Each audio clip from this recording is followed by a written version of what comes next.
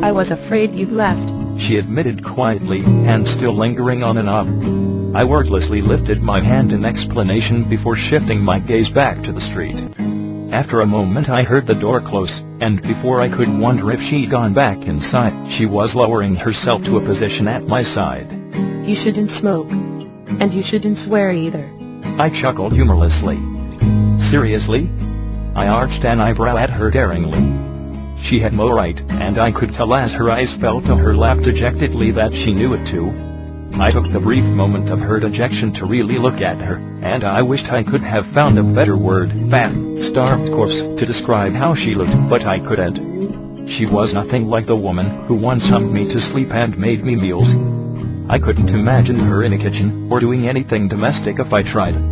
It was a little fucking appalling that she had managed to get so dead. Belatedly, I smelled a very distinct scent emanating from around her, and I grimaced in disgust as I saw her sway slightly. "You're drunk," I accused sourly, incredulous that she had attempted to chide me for smoking when she was drinking. She met my gaze and frowned, the lines around her eyes and lips accentuated by the expression.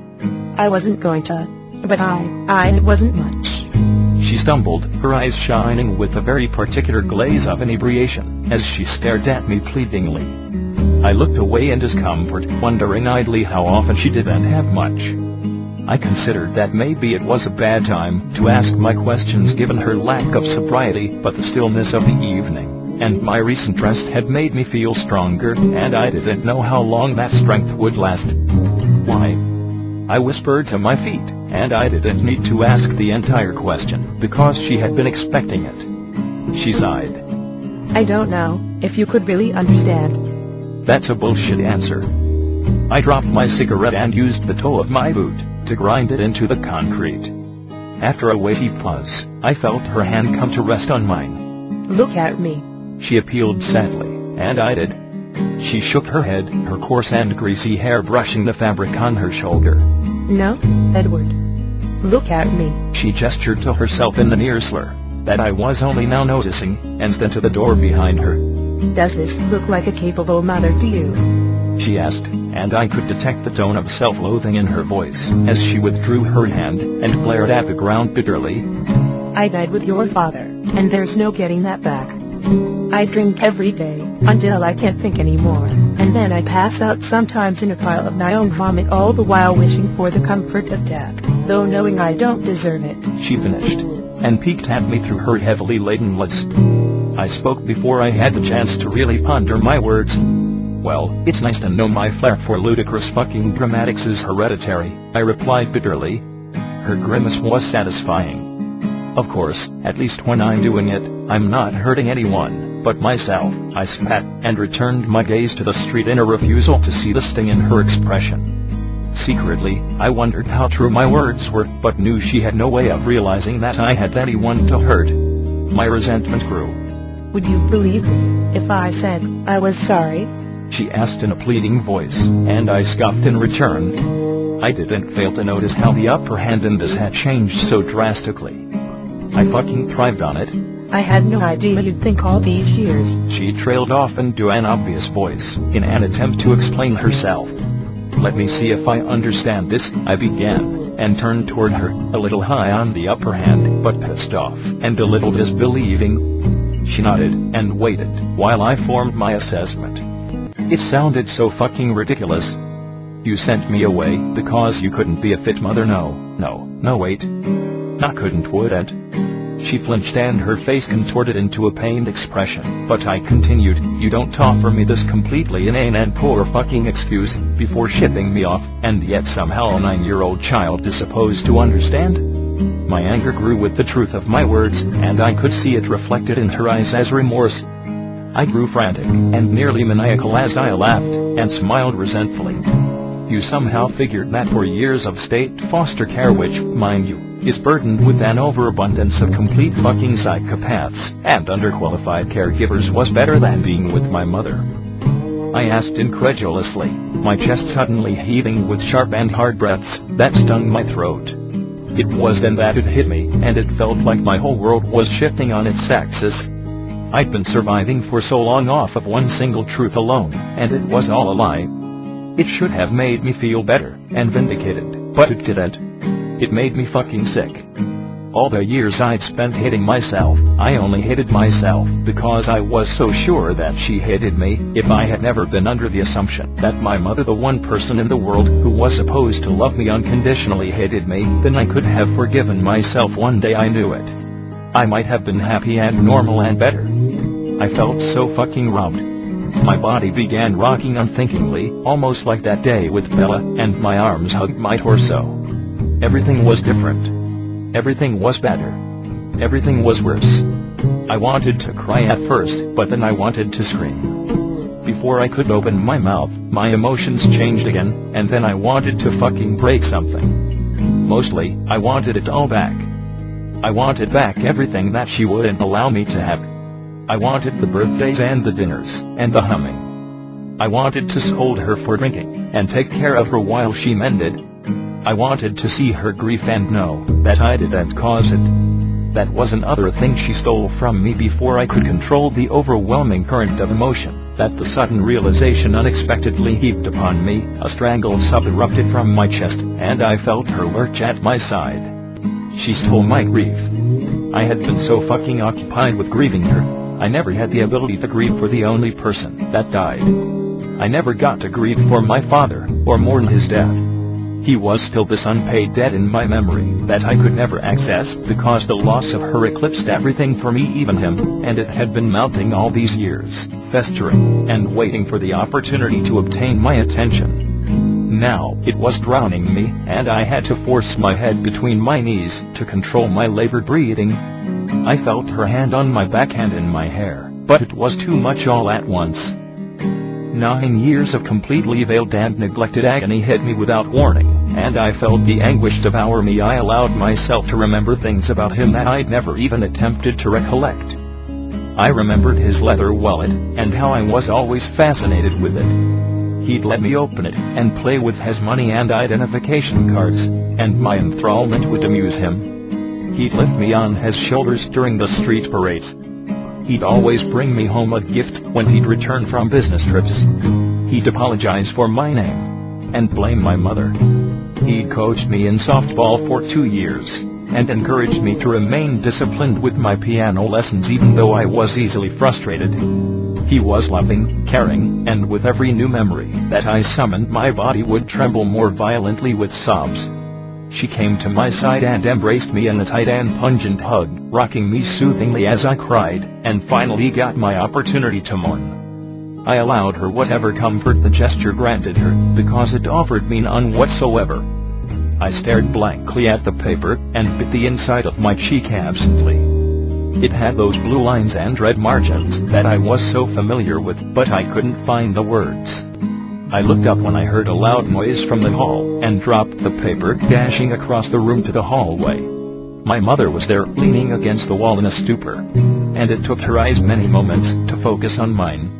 I locked my jaw and walked to her, gripping her arm firmly, and helping her to the bedroom at the end of the hall. I didn't mean to. You not here.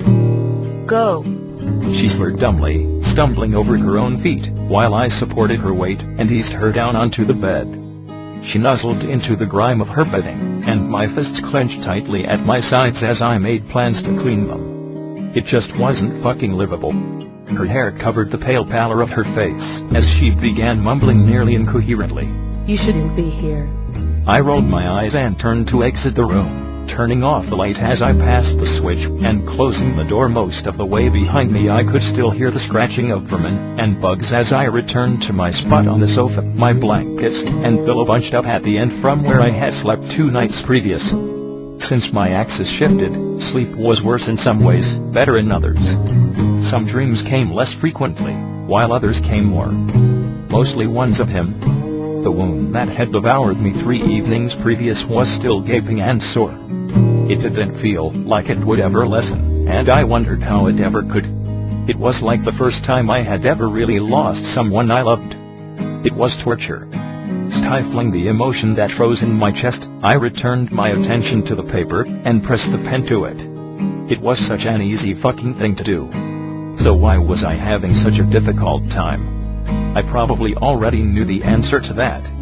With a shuddering exhale, I began moving the pen swiftly, not even bothering to reread it once complete. I folded it carefully, and slipped it into the envelope, sealing it, before I could change my mind and rewrite it again. I walked outside to smoke a cigarette, and the fresh air was ironically pleasant. Before I finished, I walked a block down the road, and stopped at a mailbox. I slid the envelope inside, and held it for a few moments in apprehension. With a final surge of determination, I was able to drop it, watching it vanish into darkness. Bella's point of view. I had become a rocket ship.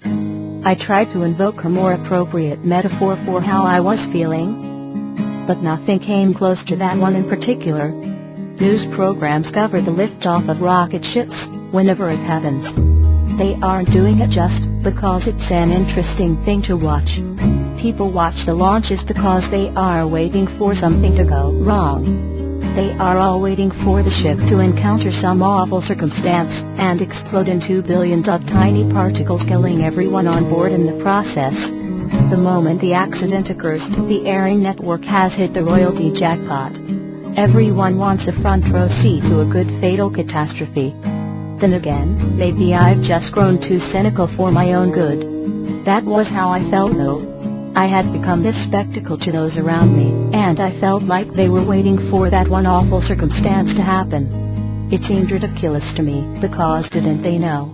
I had already experienced my explosion into oblivion. They were late for the show. No ratings for them. We all began a very predictable routine, and even though I knew it must have nearly killed me to give me space in Carlisle's house, she did. I don't know how it happened. Maybe it was Rose, or perhaps Carlisle himself was even being my lazy sulky bitch time advocate. Maybe Alice played a part as well. I couldn't know, and as the weeks wore on, I found myself sorely incapable of caring. I walked to my classes with whoever had the nearest class. I kept my head down. I wasn't really doing it to hide or anything. The dirt on the floor was just so much more captivating than the same old stares and whispers. The dirt was always new. Some days it was mud, and some days it had more of a sandy consistency. Some days it was redder than others, and if I was really lucky, some days my eyes would fall upon an abandoned paper or candy wrapper. There wasn't meant to be any hidden meaning in that thought, but it was entirely fitting. For whom, I couldn't say. Maybe everyone. Then again, maybe I've just grown too analytical for my own good. Lunches had become very normal, and I found much to my surprise that it pissed me off. Everyone existed as if everything was perfectly fine, and some massive portion of our lives wasn't vacant from the seat next to mine. Emmett and Rose smiled and kissed, and Alice and Jasper whispered back and forth softly, wearing similar grins of satisfaction. Everything was so disgustingly placid. They made attempts to include me in conversation only to be evaded by my I don't give a shit attitude. They weren't bothered. Annoyingly and rather impossibly, they all seemed to identify with my mood. After my first day back, I began riding home with Emmett and Rose. When Emmett had found me waiting by the Jeep, his brows had shot up in surprise. Need a lift? He'd asked uncertainly, remaining a careful distance away. I nodded without speaking and entered the vehicle, even though his words weren't exactly an invitation. He didn't seem to mind, and Rose, who had become my ever-present shadow, had found the change in routine rather amusing. At least make him offer you candy first. She smirked that day, though I could tell she was content with my newfound comfort in his presence. Or at least what she thought to be comfort. Truthfully, I was biding my time for my Emmett moment. I didn't want him to see what I had coming. Alice was hurt and upset by my distance, even though she denied it whenever Rose would mention it. I wanted to console her, but wasn't in any position to do so. I refused to go back to Esme's house, and I could tell Alice felt uncomfortable seeing me at Dr. Cullen's. Instead, I tried to be as available to her companionship as possible at school. One of the first days back, she had pulled me aside and asked me, "Are you going to be alright?" The worry and apprehension in her eyes exasperated me to lighten up what probably felt to her like a very serious situation. I'd snorted and patted her on the head. "You worry too much.